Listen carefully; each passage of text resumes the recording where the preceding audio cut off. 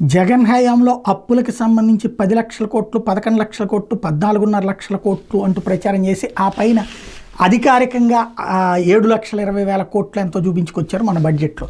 మళ్ళీ మాటల్లో మాత్రం లేదు 10, 11, 14 అనినే చెప్పుకుంటూ వస్తున్నారు.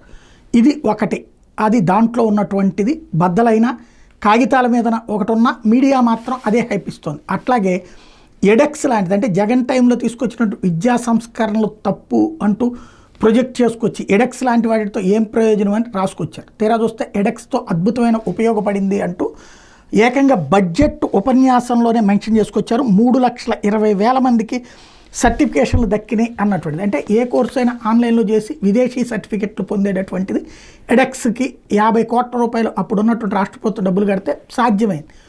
ఇంత చక్కటి ఉపయోగపడింది రాష్ట్ర ప్రజలకి అన్నటువంటి పాయింట్ని బడ్జెట్లో మెన్షన్ చేస్తే ఇది ఎక్కడ ఇట్లాగే ఇది ఆ శాఖ అట్లా అసలు ఆ బడ్జెట్లో అట్లాంటి స్టేట్మెంట్ రాయిచ్చిన అధికారుల మీద చర్య తీసుకోండి. బడ్జెట్ పుస్తకంలో ఎడెక్స్ భజన చేశారు, 50 కోట్ల రూపాయలు అడ్డగోలు దోపిడీకి అధికారులు కితాబు ఇచ్చారు కాబట్టి వాళ్ళ మీద చర్యలు తీసుకోండి అని చెప్పి రెచ్చగొడుతోంది ఆంధ్రజ్యోతి.